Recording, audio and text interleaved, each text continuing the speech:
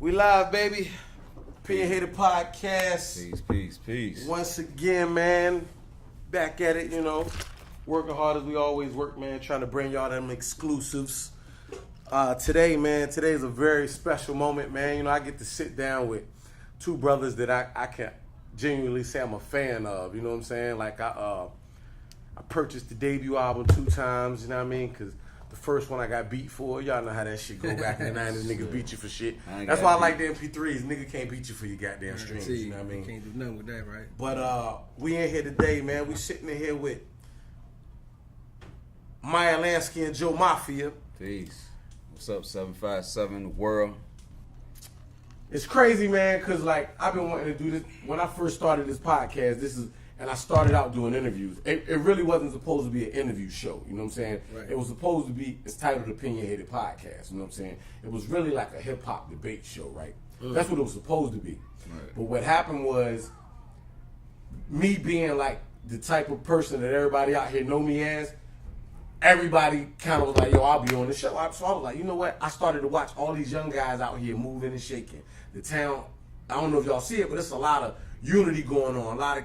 You look at these young guys, they getting 5,000, 10,000 views on their videos, they shit booming. Right. So I was like, damn, a lot of work has been put in the years leading up to where these young guys can do everything that they doing. Right. And I said, I don't want the town to forget everything and everybody that paved the way for the shit that we see now. You know what I'm saying? True. So I started interviewing everybody from the town that actually contributed, from Knots and DMP to I interviewed engineers, Paul Arnold. I think I seen that joint you did with Night before they tour, right? Before they did the show. Right. Yeah, You know what I'm saying? Yeah. Shout out to them niggas. Paul Arnold, he did the fucking Can't Keep Running Away. Yeah, He mixed that record. Yeah. Like, he did a whole lot of... So it was like, yo, I really wanted to, you know what I'm saying? Of course, anybody that's in the town at the Move and Shake It, if I haven't got them, I plan on getting them. But one of the original people I wanted to get, I'm like, you can't tell the Tidewater story without talking to the original duo, man. You know what I'm saying? Yeah. You can't do that. Like, this is just, it's impossible. You know what I mean? So I want to get this started, man. The first thing I want to do is I really want to figure out, like, who is Wu Syndicate? You know what I'm saying? Like, everybody thinks they know who Wu Syndicate is, but as we've been talking before we even started this, I was informed of something that I didn't really know. You know what I'm saying? So, like, when you hear people say Wu Syndicate, what do you think? I mean, we're going to get into that, man. You know what I'm saying? We're going to try to bring a conclusion to that at the end of this interview. Being here, like, once again, it's a blessing, you know what I'm saying, to be here with you, to be able to get the fans, a clear picture of what my partner, Joe Mafia, and myself has been through. So we're gonna keep that, like, probably come back and ask that question later, man. We're gonna come back. Who is Wu Syndicate? That's a good question. You know, what I'm saying? And we got an answer for that. For sure. We got an answer for that. So let's get back to that. You know what I'm saying? So okay, well, cool. We'll come back to that. Let me ask you this then: where you guys actually from? Like, I know y'all from Virginia, but specifically. Me myself, man.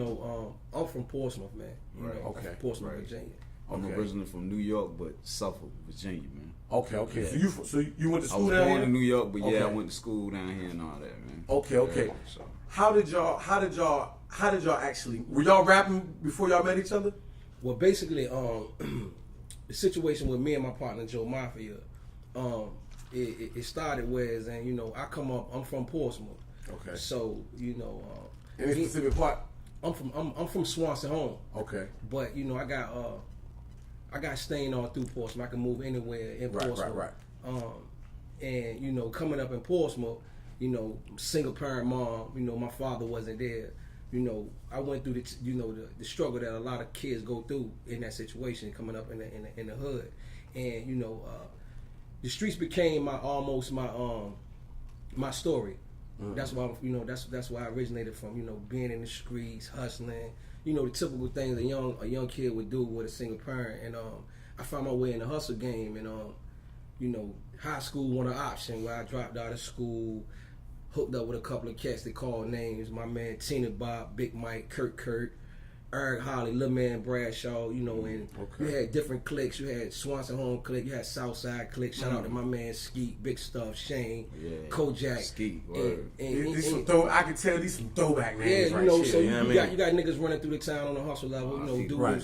Then you got dudes running through banging they hammer, you know, names to mention. My nigga Jamel Lee, and different cats, you know what I'm saying? Rest in peace to a couple of dudes, Lil Tank or whatever. But yeah, of course. And what happened is all of this activity at the time, New York, Jamaica, and Miami dudes had flooded Virginia. This is the 90s. New York flooded Virginia quick. Yeah, that's how you got where it was happening. What was happening was actually the soundtrack to my reality.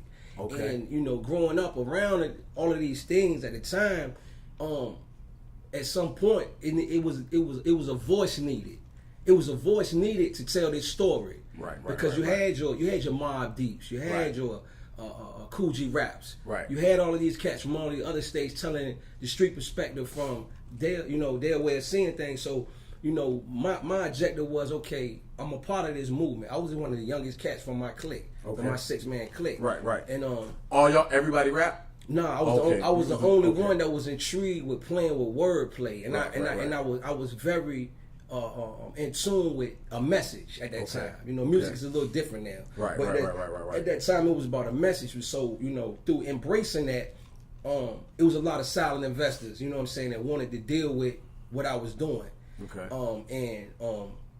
What happened was this female from Virginia, which is I give you a lot of respect, Miss Pat Richardson. Shout out to Pat. She had Voices Promotions. Okay. Pat Richardson is responsible for every artist that ever came to VA in the 90s. This is when Davis Nights Club was rocking. This is when Mr. Magic's over Norfolk was rocking. This is when the Blue Fox, the Casablanca, Ebony Showcase. This is when you had cats running through here. Casablanca, all that shit. Yeah. True indeed. So what she did was she created a platform for me myself as an individual. I went by the name Tim Skeet. Okay, Tim Skeet. And what happened was, you know, through my resources of having access to Pat Richardson, she had access for me to open up for all the artists that came in town. Open up for Big, Keith Murray, to mention the most beautifulest thing. I'm talking about I was catching them. I catch the Fuji. You was doing this then? My dude, this is what I'm trying to tell you. At the time, Pat Richardson had it in a headlock with all artists that was coming to VA. I was a part of that movement to be able to become a voice. That created my platform, so my name started buzzing. Right. And what happens is one day I'm out of Barber in my city in Portsmouth, and I run into this cat named Desmond Corbett. He went by the name of Thin. And Thin let me hear this music because he seen me creating a buzz for myself. See, at the time I had a movement. Right. I wouldn't even consider myself at the time the best lyricist, but I had a movement which you see today. Right. You see a lot of these young cats ain't even got no TV, no marketing, no promotion, but they have a movement. Right. A lot of people following you. Right. I've been there, done that. I felt the momentum of that early. Okay. Even though I was able to go off and sign a major deal, but what happened was how me and this brother connected was I heard a CD, matter of fact, not even a CD, a tape at the time. Let me tell you, that was a tape, and the dude said, "Yo, I need you to hear these niggas, man. Mafia, you know what I'm saying, and Napoleon, right, which was featured on the Wu Syndicate record, right, they was partners. They was in a group called Hellraiser. Okay. And when I heard the joint, I was like, yo, these niggas sound like they already nice. I'm gonna tell you, hands down, Joe Mafia and Napoleon influenced me to be as a professional and skillful artist as I am today. You know, if it wasn't for these brothers, when I heard them, they inspired me, and I was like, "Yo, I gotta do something with Hellraiser." Right. So what happens? I catch a little bit. We kept in contact after we met. You know what I'm saying? Before I went in, we met, and you know, we vibed or whatever. They was associating with other cats. You know, Deshaun, right. Polo, Skin Up. That's how we knew Jamaican Pete. Right. Yeah. To mention again, Jamaican Peter. Let's get to that. So at the time, Jamaican Peter, which was one of the, you know what I'm saying, one of the cats that had a lot of influence inside the industry as well as with different things. It was like he was dealing with one of my dudes too. And when I got locked up, he kept telling my man, "I want to get with dude. I want to do some things with him." Right. You know what I'm saying? Because he also had his hands in some things with Wu-Tang. You know what I'm saying? He was already a part of certain things going on with that. And so anyway, when I get locked up, I started reading these crime syndicate books. Crime syndicate, I was always intrigued since a kid of mafia movies. You know what I mean? Organized crime was like one of my favorites. That was my wave as a young kid. You know what I'm saying? Yeah. So what happened was when I got locked up, I reinvented my style because I started reading up on the crime syndicate. Lansky was one of the brains. He was one of the dudes that taught the mob how to organize things into a perspective of being corporate. You understand? And that became my, at the time, that was the name of a record I was going to put out. I said, the name of my album is going to be Crime Syndicate. I'm going to feature Hellraiser on this record. Hellraiser was the name of the duo. That was the name of him and Napoleon. Right. And their name wasn't Joe Mafia and Napoleon at that time. They was going under other names. Like I was going under Tim Ski. So when I changed my name to Lansky, I come home and I get with Peter. Peter off the tight like, y'all, son, I want you to come link with me, son. This, that, and the third. Salute to you, Peter. You already know. So everything started with Peter. And Peter introduced me. He told me, come to Darrow. He like, y'all, son, come to Darrow's. Darrow's was on Military Highway. He said, I got a gift for your son. So when I pull up, he in the Benz wagon and shit. He hit me off with some bread, and Devastator pull up. I don't even know DJ. David Walker pull up. He in the MPV. We hop in the van with him. Well, this is an error right here, baby. We hop in the van with him, and he hit me with a CD. He hit me with a CD, and when he hit me with the CD, like, y'all, son, these tracks, diamond cuts. These ain't nothing but beats with no words. This is what you get later on as a Wu Syndicate album. Who is Wu Syndicate? Who is Wu Syndicate? We're going to tell you who is Wu Syndicate. We're going to get into that. So these beats that DJ had was so hot, Pete say, yo, they diamond cuts, son. Long story short, me and his brother, me and Joe Mafia, Napoleon, we go back and forth over ideas of what we want to do with these beats. What's the period of time that we? How long was it after you first heard the beats? How long did you have those? We had the beats for like a year? I want to say like a year and a half. Because truth be told, by the time we inked with them, we already had, we got joints that ain't even make the album, like the joint he let you know, we're trying to get, you know, and other joints, you know what I'm saying? So it was about what, like a year and a half? Like a year. So what happens is we get the tracks and some things go on, man, where it's a war going on in my town, man. Rest in peace, my man, Lil Steve, man. He got kidnapped. That's how you get Thug War. And, you know, like I said, New York, Jamaica, Miami, Cat. So what happened is, son told me, like, yo, go write some hot shit. Yo, I know some people. I can make some moves. I can make a situation from you. You already just had the platform doing a lot of shows. Your name is buzzing. I'm telling him, yo, I want to do some things with Hellraiser. Long story short, I get the writing. And Where Was Heaven was one of the joints I come up with.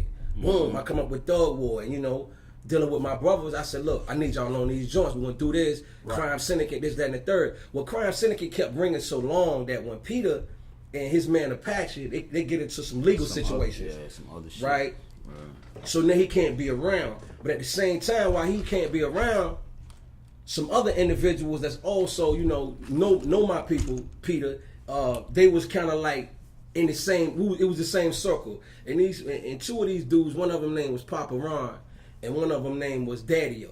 Daddy-O happened to be RZA's cousin. That's RZA's family. Shouting them out on the shout out to Daddy-O. You know what I'm saying? So what happens is when, you know, we come to our little spot. We should chill out at or whatever, and we should see each other. I was like, yo, this is what I want to do. I'm gonna do this with Hellraiser, blah blah blah. So when things couldn't work out with that me, tape must have been fire. Check it out. You know what I mean? Yeah, that tape had to be some fire. Check it out. So now I'm like, damn.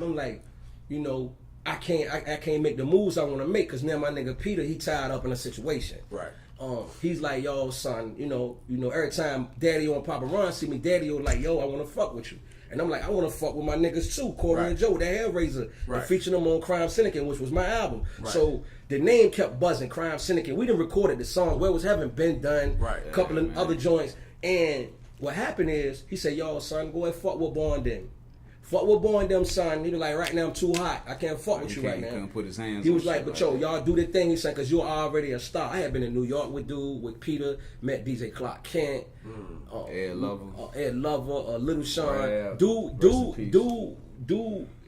was more like, now the situation with Rab was more like at a time when the music was recorded. But let's get to Peter when I said that he told me to deal with my brothers, and he was gonna make sure everything went down right. Right. So we played with the name Crime Syndicate so much that the idea sparked one day, like, yo, that's a hot name for a group. Right. And we went with it, man. He made some adjustments and he became Joe Mafia. Napoleon at first, Napoleon sometimes he's not a settled dude. He'll switch up over and over. So he was from Lil Gotti. Okay. So if you listen to the song Crime Syndicate, right. grab him Lil Gotti. He was Lil Gotti. Right. Then later on down the line, he Napoleon. Right. So Napoleon don't for one second get it twisted. I'm never gonna discredit my brother Napoleon. Right. You know what I'm saying? Although it's gonna be some things I'm gonna let you know about all of that with how we became a team and what everybody position play at. Napoleon is a very talented brother. Don't never get that twisted. Napoleon is nice, man. That's a very talented dude. I mean, it's evident in the album. You know what I'm saying? No question. It's evident when you hear him. You know what I'm saying? And what happens is when we come with the name Crime Syndicate. Now we're coming to the point where we want to shop this record. Okay. We want to shop this record, and like I said, Daddy-O was RZA's family, and that was actually where I was geared to go. So because now y'all are pretty much moving like the Crime Syndicate. I mean, that pretty much was that was. So how did the Wu Syndicate situation? We're gonna get to that. Okay. We're gonna get to that. Now, like I said, because I know Joe got some Mafia got some things he want to say. So when the record was presented as a demo shop through, which was Daddy-O. Okay. Which was this is the tape that. It was a red tape. Okay. Understand? And it was a lot of other songs that had already been recorded that we kept in the woodworks for the actual shopping of the deal. Right. But at the same time, that Daddy-O and was shopping the deal with RZA, which he had set some up in Hollywood in California for us with his partner Papa Ron or whatever. It's like sometimes, man, in business, man, when you dealing with people who are investors or silent investors at the time, because you got to understand, you got dudes like Jay-Z, you got Yo Gotti, you got Baby, and you got Master P. These dudes come in with their own bread. Right. That wasn't our situation. We didn't come in, so we came in like almost like Mobb Deep, Foxy Brown, Little Kim. We signed a deal. We signed a record deal. Okay. We didn't sign a distribution deal. Okay. We signed a deal where that label owns the masters. We don't own the masters. So the only thing we was receiving was advancement and the royalty checks. Even up to the day, anything dealing with a royalty has to be litigated. Right. You understand what I'm saying? So let's get into this point where, so when the album itself was being shot, it was some issues amongst the investors. Okay. They separated. You understand what I'm saying? So what happens now, being that we not signing nobody, we steadily trying to find this situation where we can make this make sense. Right. Rest in peace of my man Rabbit. Rabbit was from Brooklyn, from Clifton and Graham, man. He was tight with Eric Nicks, Little Kim, anything from Brooklyn, dude. Rab Mano, all that, man. Right, Shout out to you, Rab. Rest in peace to the day. I love you, boy. You know what I'm saying? Rabbit took me to Def Jam. Okay. To sit down with a deal with Chris Lighter. I sat down with Chris Lighter and Eric Nicks. Rest in peace to Chris Lighter too. And what happens is, it never unfolded and it manifested into it being a situation for me and Rab, because Rab was so still caught up in other things. Right. So it was more or less that he knew these. There's a lot of real live niggas around here. You know what I mean? That's just what I mean. I'm getting the truth behind where we come from. So when you want to know who is Wu Syndicate, you're hearing it right now, man. For sure. And at no time when I'm talking about Daddy-O, I'm talking about Ron, I'm talking about Peter. I'm talking about RZA. I'm talking about Divine. Right. At no given time, Mook. Am I discrediting none of these dudes? These are real individuals. Right. But it's just these real dudes. These real situations. dudes, man. Don't for no second ever mistake that. This is real. Right. So now once the situation happened with Rab doesn't make it work, we move to a point where now they looking for us to be able to do it with RZA, and that's when Daddy-O come in at, and that's when conversation come in that like, yo, we got a deal for niggas. We'll fly y'all niggas to Hollywood. Y'all got y'all own crib. Let's work on this album. And the rest is history. We fly to California, and when we initially get out there, DJ Devastator come out there with us, and so when we get out there, our main thing now is where the paperwork at. You know what I'm saying? All right, so we want to know, what's your position, Daddy-O, RZA's cousin. We want to know what's your position, because you're the one that set the situation up with RZA. Right. What is your position? Present us some paperwork. So we want to know if you're the manager, are you the label, or do you want a finder's fee? It's only 3 places you can fit in. Unfortunately, Daddy-O wasn't feeling that type of proposal. Daddy-O wanted to more or less have control of everything, where it's all one. Okay. That's cool. It's all one, but it's not all one, because your position is yours and mine is mine. I'm an artist. Right. I have to write these songs. I have to publish these songs. Right.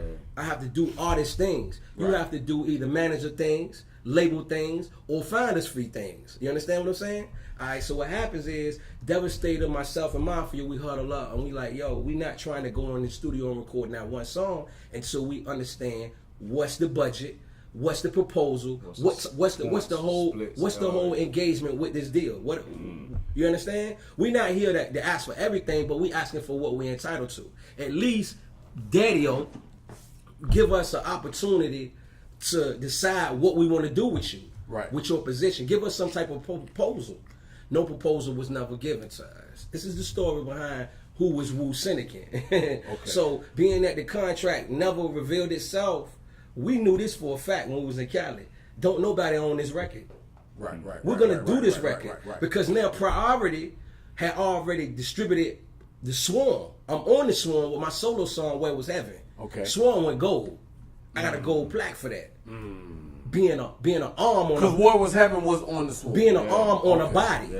Being an arm on a body. I was on a body of work. I didn't go by myself on the Swarm, but I was an arm on a body of work. Definitely. That earned me a gold plaque for my contribution. Priority was the distributor. Priority distributed another album that I was an arm on that body, which was the Wu Chronicles, and I did tons of hit. And at the same time, me and Mafia locked in the studio from 8 to 8. 8 in the evening to 8 in the morning. It's times I wake up, he got tracks where he want to do some solo shit I can't fuck with. Metropolis, which was one of them. Metropolis, I woke up, I couldn't even fuck with it. You can't stop it. So what happens, that was my shit. We now in California under industry timing. We everywhere amongst all the elite, doing everything you could name in the game at that time. To do things to contribute to creating a record. Fast forward that situation, man, to whereas it's time for the John Hancocks to hit the table. Now once I said again, the situation with us was that Daddy-O didn't know his position. I can't sit around and wait on you to know your position. I know my position. I'm an artist. I need to know what's my publishing splits. I need to know what's my royalty, advancement. I need to know the budget. We need to know all this. So when Daddy-O didn't know his position, at no given time did I know mine. Did Mafia know his? Now, what happens is Napoleon, which started out as a part of the group, Crime Syndicate, when we got to Cali, which was the name we was going under, they get butchered up, whereas they come to a conclusion that Lansky and Joe Mafia is the voice that we need to contribute to this record to make it the album that it was, which when you look at it, it says Lansky and Joe Mafia, and then on the bottom it says Wu Syndicate, but it says Lansky and Joe Mafia at the top. Now, and then featuring Napoleon, featuring MMO, and featuring 12 o'clock, which was Old Dirty Bastard Little Brother. Shout out 12 MMO, no doubt. Basically, when Daddy-O didn't know his position, you got a time frame where now Priority Records need John Hancock. So almost a year go by. We take a flight back to New York. We on 8th and University, on the 9th floor. Now Moot Givens is in the office, which is also one of RZA's relatives. Cousin. He's the president. So he called us in the office like, yo, I need to talk to y'all about another video. Now at the time, we talking about another video, Napoleon got incarcerated. You understand what I'm saying? He won't even here. He won't even there. But the main thing they focus on is Lansky, you and Joe Mafia going to become the head title of this record. Alright? And the title of the record, which for y'all that don't know, I'm going to get into that to clear up who is Wu Syndicate. We get in the office and they throw us 2 contracts. And the cat moved like, yo, I need y'all to sign these. Y'all ain't gonna just run off the Puff Daddy and do this and do that and the third. I said, well, hold up, man. I said, we've been looking for these a minute ago. Right. I'm not gonna just rush into this and sign this without my attorney looking at it. Right. He said, me, I'm gonna let my lawyer look at it. I said, no, you're not. Your lawyer work for you. Your lawyer gonna tell me what you told him to tell me. Gosh almighty. I'm not gonna sign this contract. Gosh almighty. And it was one contract. Right. One contract. For both of y'all to sign? Yeah. No, it was one apiece. But Okay. it was one. Do the math again. It was one contract. Right. I think if right now, man, to anybody watching this interview right now, we the blueprint of how you do a deal. Don't never get that twisted. This is what goes on. So being that he give us this one contract, he said, well, whatever you don't like, you circle it. I said, nah. If I circle it and I still sign it, you ain't got to fix it. Yeah. You know what I'm saying? God, He said, you a smart guy. He just trying to get your handcuffed. You a smart guy. This is what I'm saying. You a smart guy. I'm in the way. I'm this, I'm that. I said, I'm a smart guy and I'm this, I'm that because I don't want to do business. How you want me to do business? Then I'm a smart guy then. That's what it is then. Right. I said, but I'm not under no condition signing this contract. Right. It was some things said that got on, on a street level, boom, boom, boom. But being a street dude, you know what I'm saying, the shake-up game is not nothing that I really, you know what I'm saying, I get shook by. Right. You understand what I'm saying? No disrespect to Mook. Mad respect for him trying his hand the way he did, but we wasn't talking about no street shit. We talking about business. Right? So none of that extra stuff never concerned me, and I get up out of New York. I get the VA, I get me a lawyer, I get with a cat, Russell Hines. Russell Hines was dealing with Shampoo. Rest in peace to Ernest. And they go back and forth. And I said, man, you get me a lawyer for these contracts right here. I hit you off decent, and I make you my lawyer. I make you my manager. So they was cool with you taking the contracts back with you? No, they wasn't cool. But they ain't had no choice. I snuck out of New York with that. You want to know about that? So that night, so that night when we left from the office building, some things said we gonna sign the contract the next day. The next day, so y'all hit them with that towel again. Y'all ran that shit. Everybody sleep in the hotel. Fuck up out of here. So while they were sleeping in the hotel, I'm tipping cross niggas. I tip cross niggas. Real true story. I tip cross niggas. Port Authority, get to the front desk. Yo, I'm in Jersey. We at the Holland Tunnel at the Doubletree out in Jersey. We don't stand in the city. Right. We stand in Jersey. Take me to Port Authority.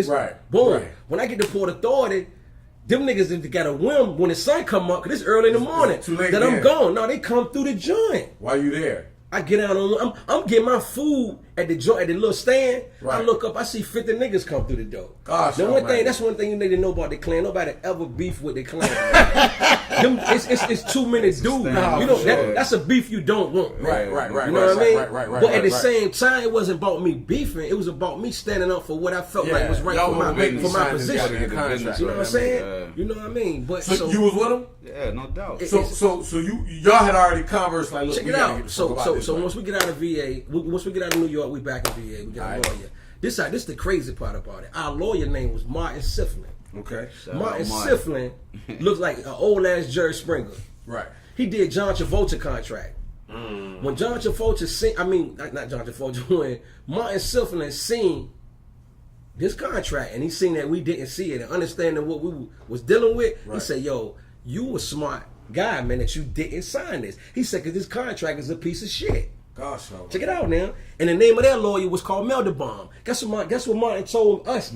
He said, yo, I taught that motherfucker. That nigga. I'm the entertainment professor, and he was an OG. Gosh, man. He was like the master to that nigga. When he called Wu-Tang's lawyer to tell them who was sitting in front of them and who he was, Wu-Tang and them lawyer was fucked up that we had him as our lawyer. He was like, oh, all right. He said, this is what I need. I need both of these contracts destroyed, and this is what we want. So, for the record, Wu-Tang jerked us. For the record. RZA jerked us. For the record. It was never about no contracts because we made not one contract that they gave us at first. We made them give us two contracts. We did a record deal with Robert Diggs. You understand what I'm saying? We did a record deal with Robert Diggs, which is RZA, and we did a publishing deal with Divine Mitchell did with his brother.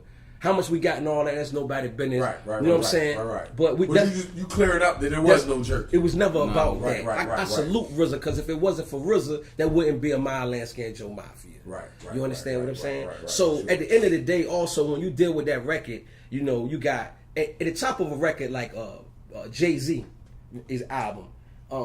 Reasonable Doubt would be the title of the record, which is at the bottom. Right.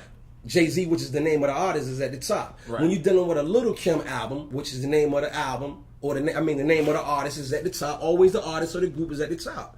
The bottom of the record is Hardcore.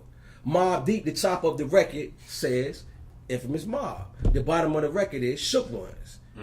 Notorious B.I.G. at the bottom of the record, Ready to Die. Well, for years, a lot of people didn't understand that the name of the record that we dropped under the Wu-Tang umbrella, because when you look at it, you separate Wu-Tang Records from Wu-Tang Clan. Mine, Lansky, and Joe Mafia was never Wu-Tang Clan.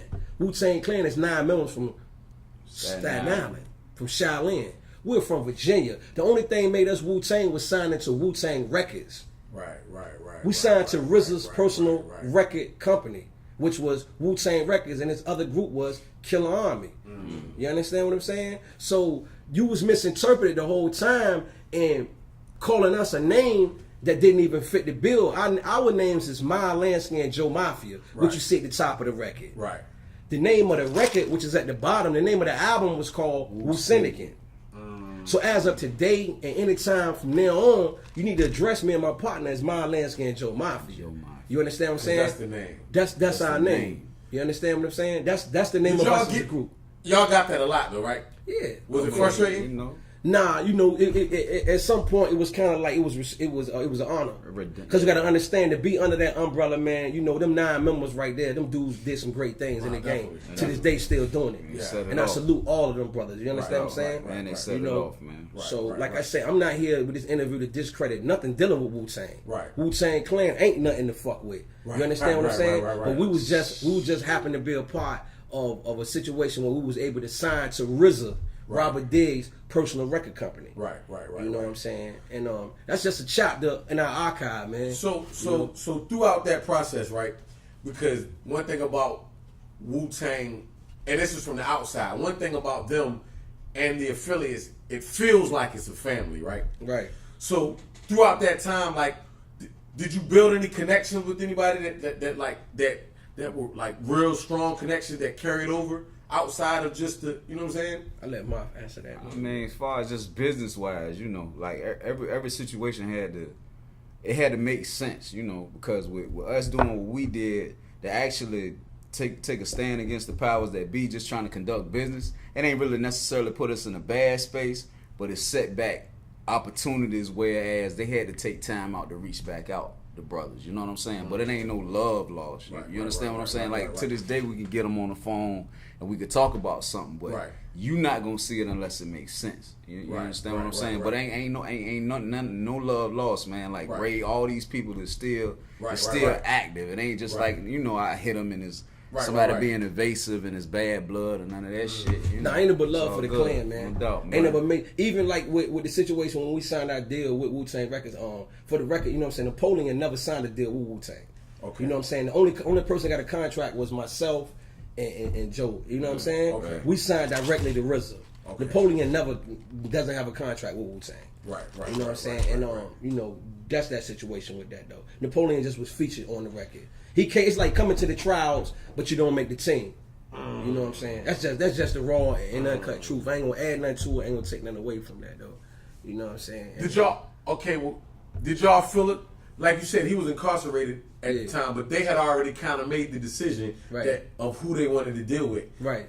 Did y'all feel a certain way? Was that a hard situation because of the fact that y'all had so much history? Like, you and him were actually part of a group prior. Like, was it rough? I mean, the initial part, but what I had to realize was what the big picture was. You understand what I'm saying? Like, when you dealing in this industry and you dealing with business and how things go, like regardless of how I feel about you, the way that's what's gonna make it work ain't got shit to do with that. You understand what I'm saying? I ain't taking nothing away from me, my love for him, how me and him came up. But if it's just like him with the when he had the Where Was Heaven, when he first got the Where Was Heaven record, right? They were paying so much attention to it before it got on the Swarm.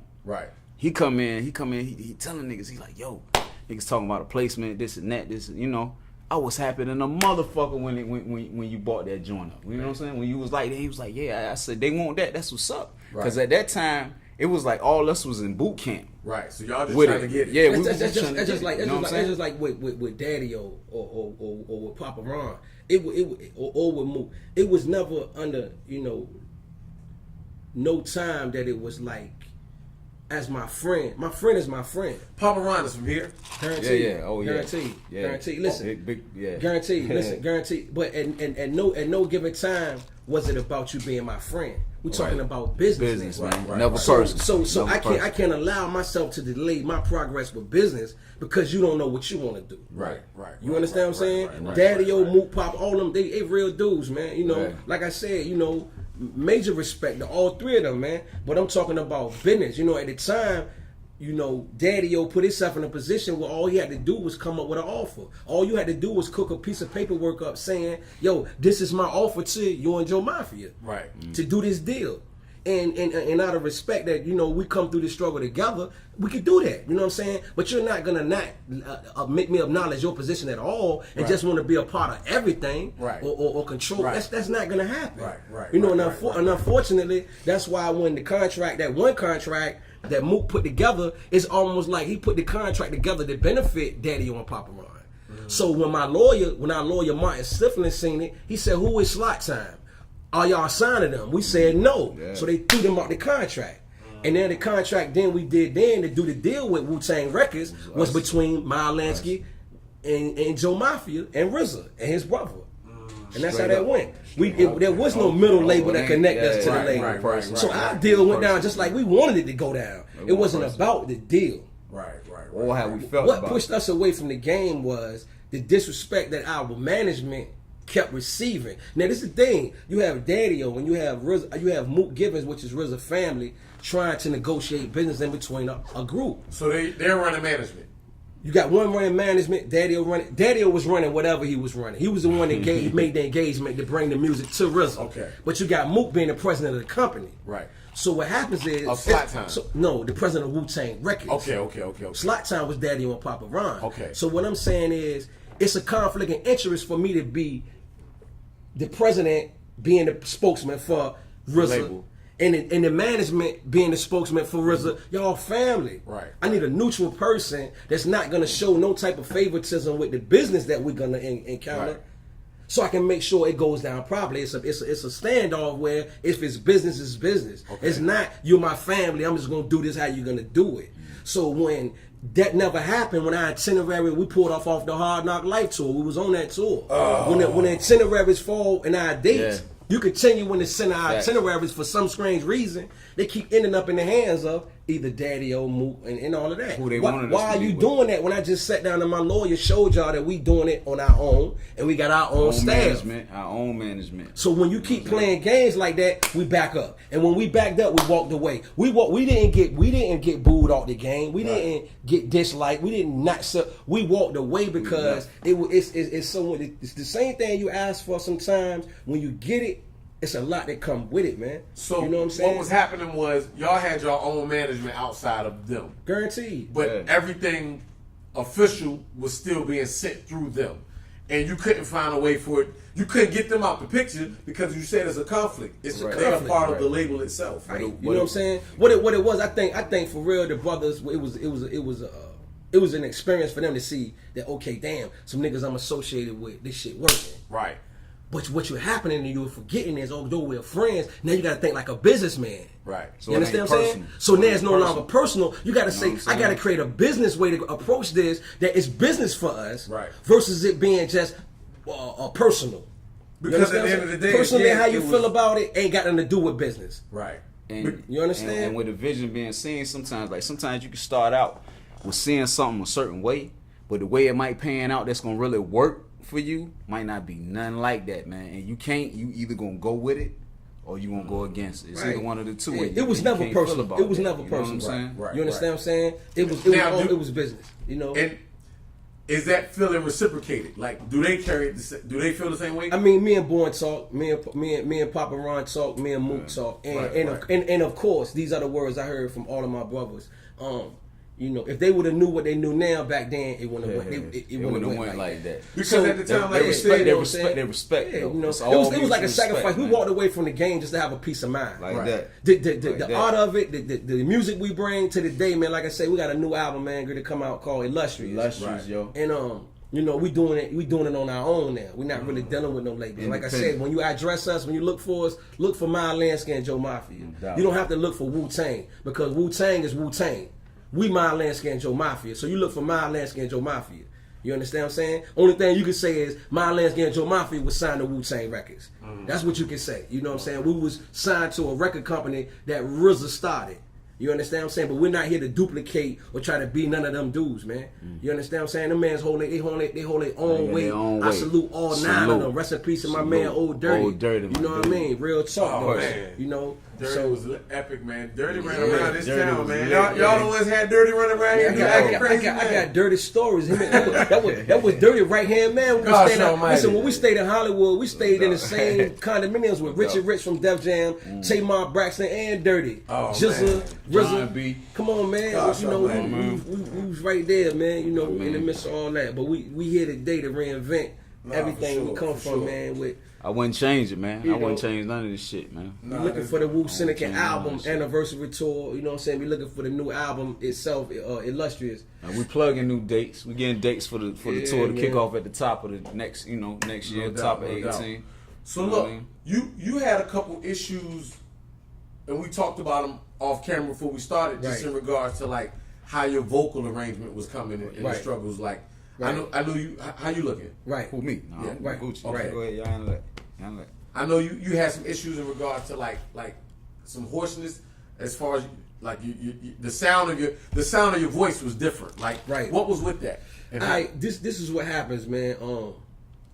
So you know, like I did a little bid back in I fall in 2000. Actually, like a couple of years after the album dropped. The album came out 98? 99. 99. Okay. And when I come home in 03, we actually had another situation on the table with the labels to do some new things. But I'm starting to notice now my vocals is starting to get real raspy. And this while you in the jail or when you come out? This when I come home. Okay. So like after we put the mix joint out. Right. You know what I mean? We had did a mix city hosted by Ron G. And you know, we was down in Atlanta messing with Big Cat Records. Shout out to Mel, Big Cat, Jacob York, Gucci Man, all that. And so you know, early with Gucci. Yeah, so we was right there when they was creating that brand. When they were beefing. You know, so what happened with my voice was, you know, I started to notice that it was raspy. I'm just thinking, okay, well, damn, I must be blowing the weed, and it's just a part of my growth as in becoming a man. Right. But at the same time, now I'm noticing, man, sometimes I might cough and I might sneeze and my shit just shut down and I'm straight hoarse. You know what I'm saying? I'm like, the fuck is up with my shit? So crazy, I go to the hospital. They do a CAT scan on me. They tell me I got a non-cancerous mass in my throat area. Like a pilot. Okay, so this go on from 05 for years, and I'm still recording music. I'm so street and G with it. I'm like, man, fuck that. Shit ain't that serious. I like this new raspy voice. Right. You thugging it. Through the grace of God, man, you know what I'm saying? God is good. I catch a bid in 14. I get indicted. And I do a bid. So I'm sitting in there and it's like, you know, I think I had a epiphany. I was like, you know what, man? I told myself, I said, man, I'm tired of fucking my vocals being like this. So in the penitentiary, they got people who assist you on a level that they gonna take quick, you know what I'm saying? Right. It ain't like you in the jail. Yeah, so I complain about it. So I was like, yo, I need to go get my stuff checked out again. I go to the doctor. He said, I'm going to send you to Richmond, MCV, get you checked out. They do another scan. He said, listen, my dude. He said, you a vocalist? I said, yeah. He said, he put two pieces of like camera tubes up my nostrils, went down in my throat, and I seen it on a big screen. I'm laid back like this. They still got me handcuffed and all that. The CO sitting across from me. So I see it. He said, man, this ain't nothing. You got a piece of tissue, like a little piece of tissue just flapping over around my throat area by my vocal cords. He said, this is called palming, it's benign. I said, what's that? He said, it comes from using your vocals too much. He said, it ain't no cancer. Straining. It's just a bunch of tissue built up. He said, Fantasia, like a callus. R. Kelly, all of them have had this similar surgery. Right. It's nothing. Boom, they slice it. She's 16. Now you talking from 05 to 16, I get my voice back. Niggas in trouble, man. You in trouble, man. Nah, listen. Niggas is definitely in trouble because y'all niggas shit is what it is, you know what I mean? I definitely want to appreciate you brothers for taking some time to come clear up some of these Wu Syndicate stories, you know what I mean? Like, for people to understand that it's Joe Mafia and my Lansky. Yeah, Wu Syndicate was the name of the album. Was the name of the album, you know what I'm saying? That was it. Is there anything else y'all want to cover that you feel is necessary that we need to get to the people and get them to understand? Yeah, you know, my brother just lost his mom's, man. Yeah, you know, Oh, that was recent? OG. Yeah, that was like, it's been a year now, you know. Oh, man. How did... Oh, man. Fuck that. Yeah, it's like that. But, you know, I mean, we go through it. I go through it. You know what I'm saying? We go through it. It's all peace, man. We moving forward, but the thing is, man, she, you know, she was like a implemented part too, like just like his mom Dukes, man. We was just at the crib not too long ago, and she pulled out some.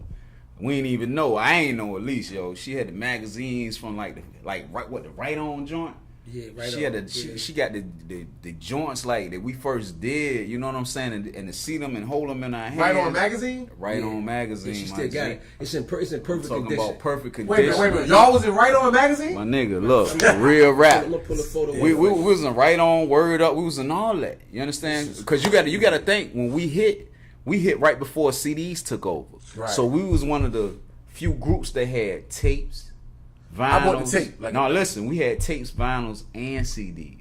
Gosh, We was one of the first niggas to do that because that's when CDs first came. You understand what I'm saying? But look, man, for Mom Dukes, I'm talking about, we just there doing. Right On magazine. We there doing our daily. We there doing our daily. Young niggas, man. Look, we there doing the daily, right? Talking to her, and she was like, "Yeah, go in the stash, whatever."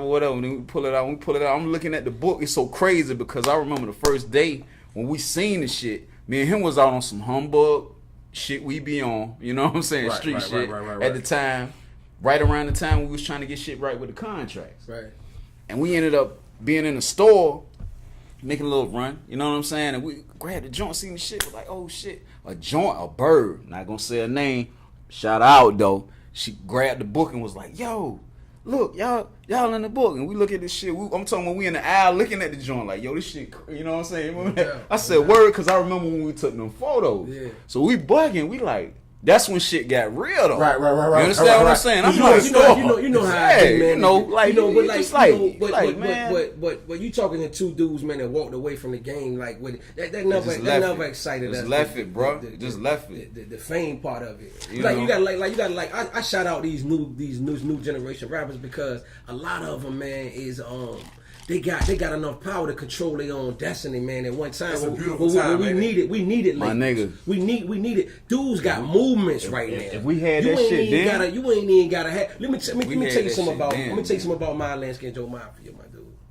You got dudes locally right now could do more numbers than we can independently. Right. Without a machine behind All us. they need is a computer. Because they have a movement. Right. VA movement didn't create my Lansky and Joe Mafia. Didn't create a Wu the machine did. BET created it us. You know what I'm saying? Right On magazine, Right On, Vibe. We was created. Source. We was created by the networks of marketing promotion. Right. You got these dudes right now that's created by movements. Right. It's By a different themselves. game, man. Right. By themselves. And dudes need to wake up and understand No, that. y'all the originators, man. When we talk about like Tidewater, man, y'all the original duo, man. Like a lot of artists, we've had other ones do a lot of things, but my Lansky and Joe Mafia set that tone off. Hey, man. look, no doubt, man. So I appreciate you brothers, man, for taking the time to sit with us, man. The OpinionHated podcast, man. No doubt. Let me get you get my chair, man. I'm sure the chair, man. No doubt, man. You know what I mean? Yeah. Hey, look, y'all be on the lookout for that Illustrious. It's coming. We plugging the Wu Syndicate album tour.